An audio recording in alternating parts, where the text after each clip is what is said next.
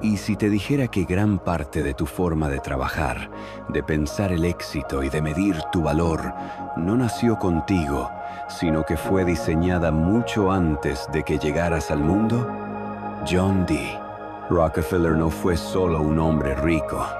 Fue un arquitecto silencioso de un sistema que todavía respiras, obedeces y defiendes sin darte cuenta.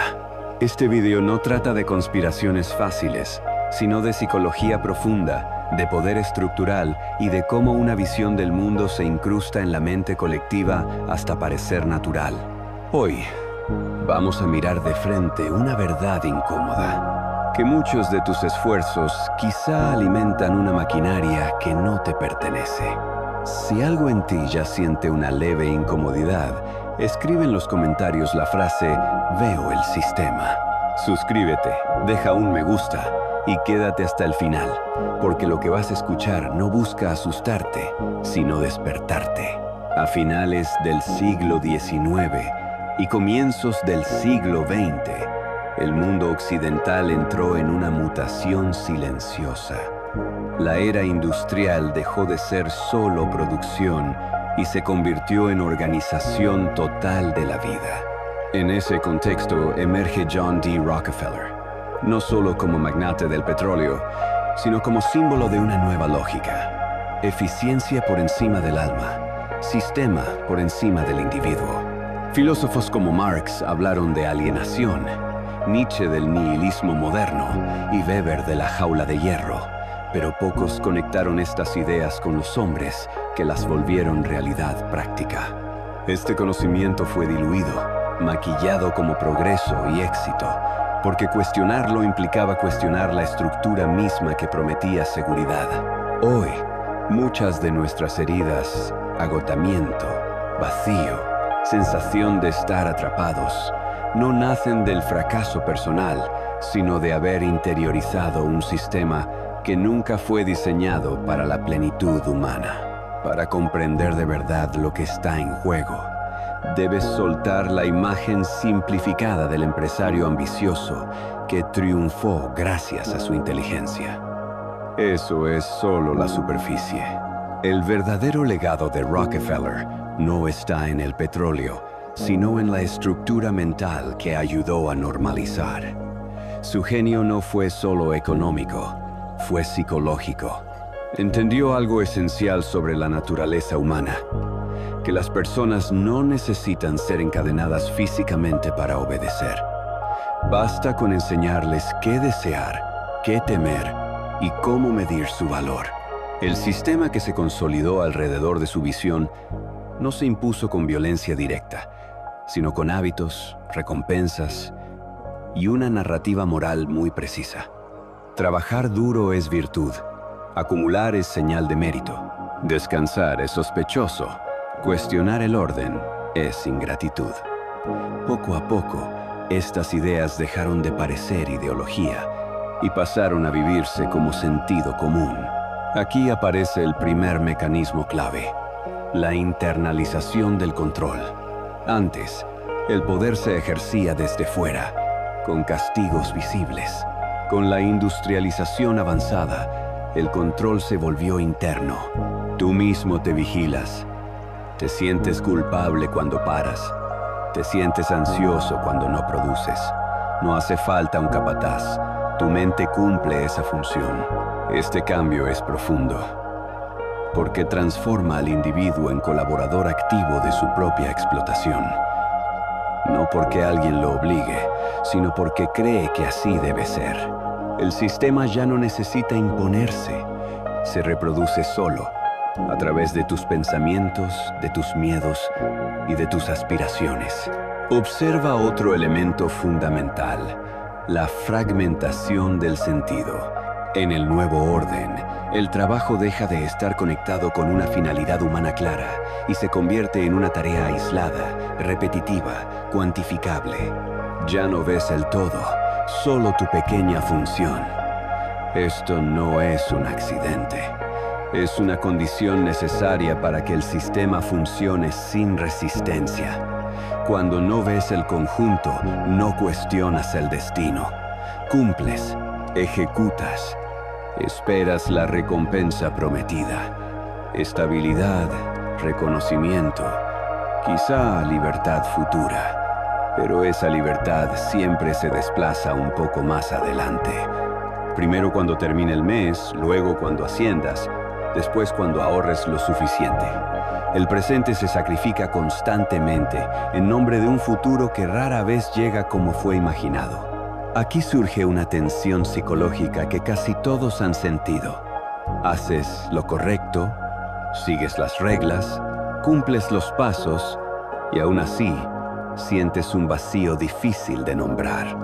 No es ingratitud ni debilidad, es disonancia.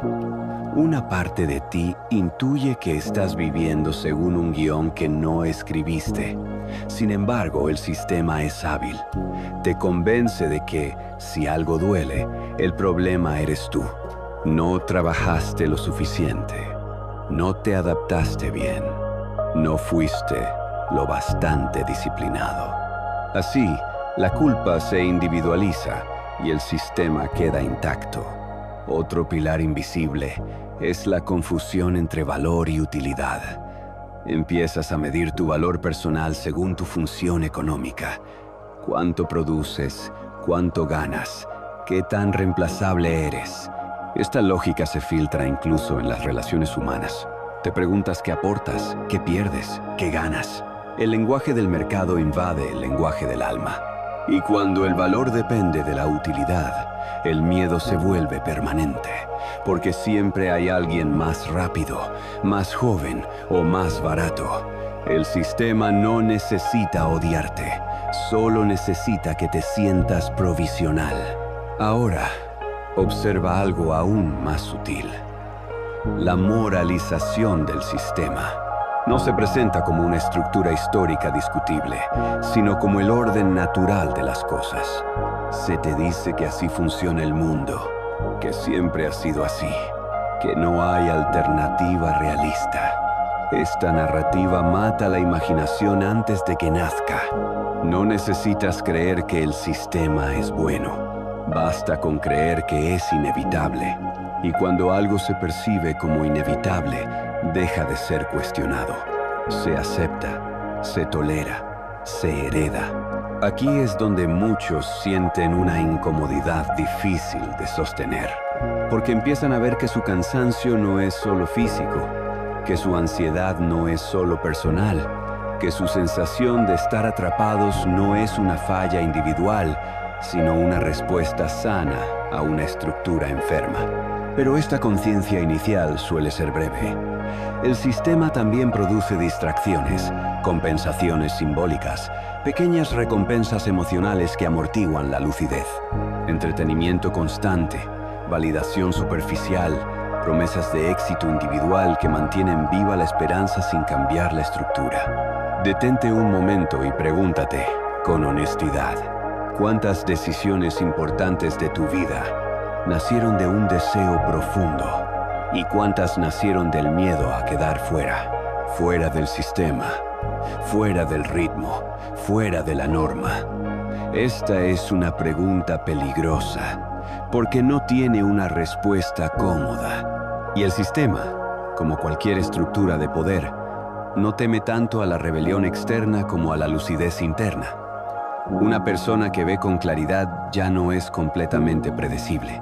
Por eso esta historia no es solo sobre Rockefeller, ni sobre el pasado. Es sobre el presente. Sobre cómo un modelo creado para maximizar eficiencia terminó moldeando identidades, emociones y sueños. Y todavía queda una capa más profunda, una que conecta este sistema con el ego moderno, con la ilusión de control y con la promesa de éxito que nunca sacia del todo. Eso es lo que vamos a explorar a continuación, porque entender la estructura es solo el primer paso. El verdadero desafío es reconocer cómo vive dentro de ti. Si en la primera parte viste la arquitectura externa del sistema, ahora toca descender a su zona más íntima, la manera en que ese sistema se fusiona con el ego moderno y lo utiliza como motor. Aquí ya no hablamos solo de trabajo o dinero, sino de identidad. Porque el verdadero triunfo del sistema no fue organizar fábricas o mercados, sino lograr que confundieras quién eres con lo que haces. Cuando eso ocurre, el control se vuelve casi perfecto. Ya no defiendes el sistema porque te obliguen, sino porque sientes que sin él no eres nadie. El ego moderno se construye sobre una promesa muy específica. Si haces lo suficiente, algún día serás suficiente. Esta frase rara vez se dice en voz alta, pero gobierna millones de decisiones cotidianas. Trabajas más para merecer descanso. Aceptas más presión para merecer respeto. Postergas tu vida para merecer vivirla después. El sistema necesita este ego incompleto.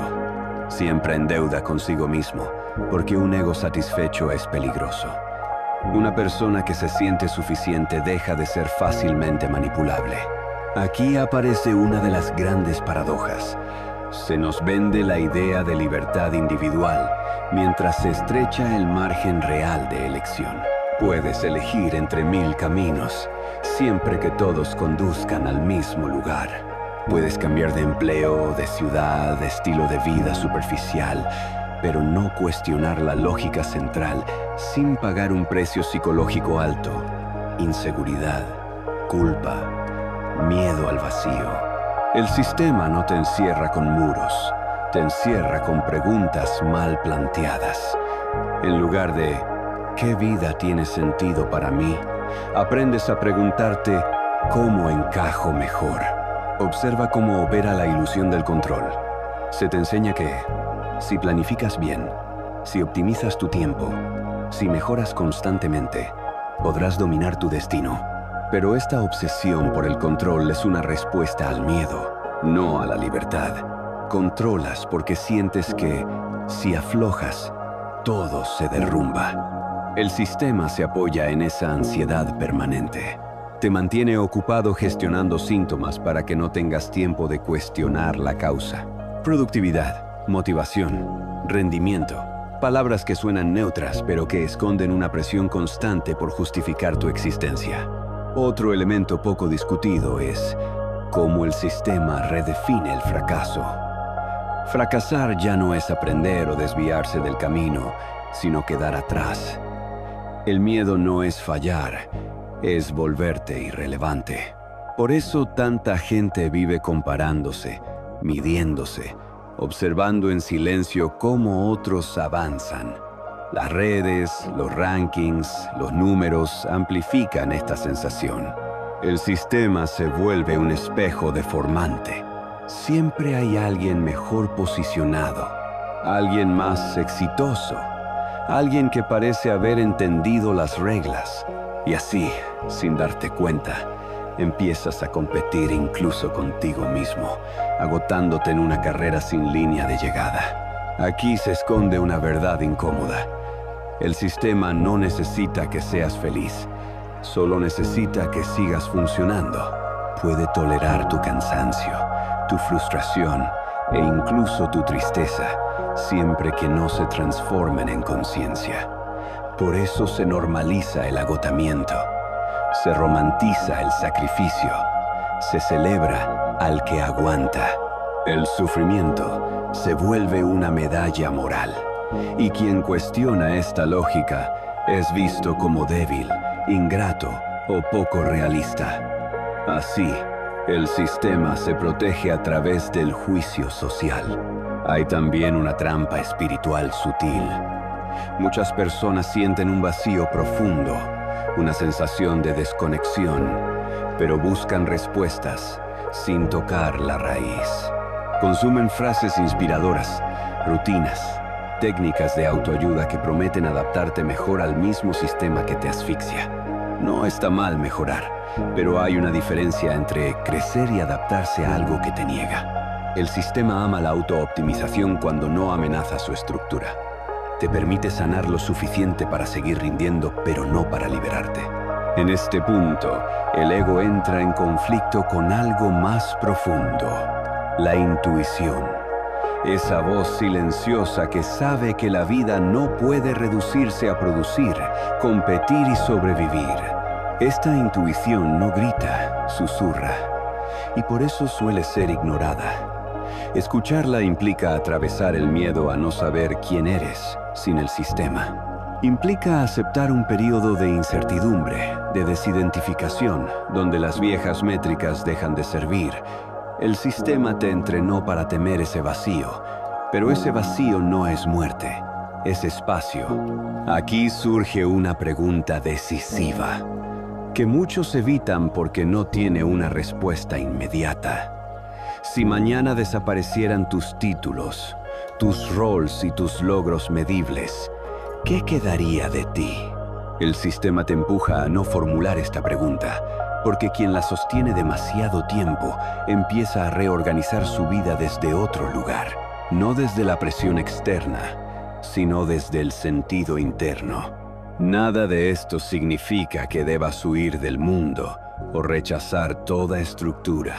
El error no es participar, sino olvidar que estás participando en algo histórico, construido, no natural. El sistema se vuelve opresivo cuando se vuelve invisible. Cuando crees que no hay alternativa posible, que tu manera de vivir es la única sensata. Recuperar la capacidad de ver es el primer acto de libertad real. Y aquí está la clave que conecta todo lo dicho. El sistema más poderoso no es el que te domina desde fuera, sino el que lograste llamar yo.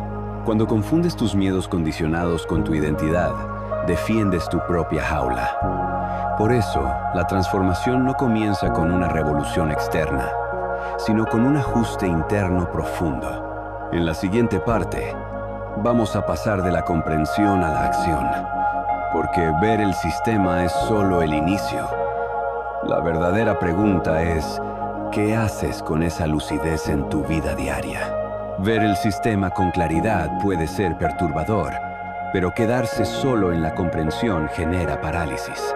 El verdadero poder de este conocimiento aparece cuando lo traduces en prácticas concretas que transforman tu relación con el trabajo, el tiempo y contigo mismo. El primer paso no es cambiarlo todo de golpe, sino desactivar el automatismo. Empieza por observar tus impulsos diarios, la culpa al descansar, la ansiedad al no producir, la necesidad de justificar tu valor. No intentes corregirlos de inmediato. Obsérvalos como síntomas aprendidos. Esta observación consciente ya introduce una grieta en el sistema interiorizado, porque deja de ser invisible. Una práctica fundamental es redefinir tu métrica interna de valor. Durante años, quizá mediste tu valía en resultados externos. Ahora ensaya algo distinto. Evalúa tus días no por lo que produjiste, sino por el nivel de presencia, coherencia y honestidad contigo mismo. Pregúntate cada noche si actuaste desde el miedo o desde el sentido. Al principio esta pregunta incomoda, porque no ofrece recompensas rápidas, pero con el tiempo reorganiza tus decisiones desde dentro, no desde la presión. Otro ejercicio poderoso es reconectar el trabajo con significado, incluso dentro del mismo sistema. No siempre puedes cambiar de estructura de inmediato, pero sí puedes cambiar la intención. Identifica qué parte de lo que haces sirve realmente a la vida y cuál es pura inercia. Reduce, cuando sea posible, lo innecesario. El sistema se alimenta de tu energía dispersa. La lucidez la concentra. Decir no a ciertas demandas no es pereza, es soberanía. Cada límite consciente debilita el control interno que aprendiste a ejercer contra ti. También es crucial reconciliarte con el vacío. El sistema te entrenó para llenarlo todo. Agendas, silencios, espacios mentales. Practica momentos deliberados de no productividad. Caminar sin objetivo. Sentarte sin estímulo. Pensar sin finalidad. Al principio el ego se inquieta. Quiere volver a hacer, a medir, a avanzar. Pero si sostienes ese vacío sin huir, descubres algo esencial. No te desintegras. Sigues siendo. Y esa experiencia directa rompe la creencia de que solo vales cuando funcionas. Un obstáculo común es el miedo social. Cuestionar el sistema, incluso internamente, puede hacerte sentir aislado. Aquí es importante elegir bien tus referencias. No todos entenderán tu proceso y no necesitas convencer a nadie. Busca voces, lecturas y espacios que no glorifiquen solo el éxito externo, sino la lucidez, la profundidad y la coherencia. El sistema se refuerza cuando te sientes solo en tu duda. Compartir, aunque sea silenciosamente, te recuerda que no estás fallando, estás despertando. Otra práctica clave es separar identidad de rendimiento. Cada vez que fallas, cada vez que te equivocas o te detienes, observa si tu diálogo interno te ataca. Si lo hace, no es autocrítica sana. Es el sistema hablando con tu voz. Aprende a decirte, esto es una experiencia, no una definición. Parece simple, pero es radical, porque un ser humano que no se define por su rendimiento ya no es completamente controlable. También puedes introducir microactos de desobediencia simbólica. No grandes gestos heroicos, sino pequeñas decisiones que rompen la lógica automática. No responder de inmediato, no optimizar cada minuto, no convertir cada interés en monetizable. Estos gestos no cambian el mundo exterior de inmediato, pero cambian tu mundo interior.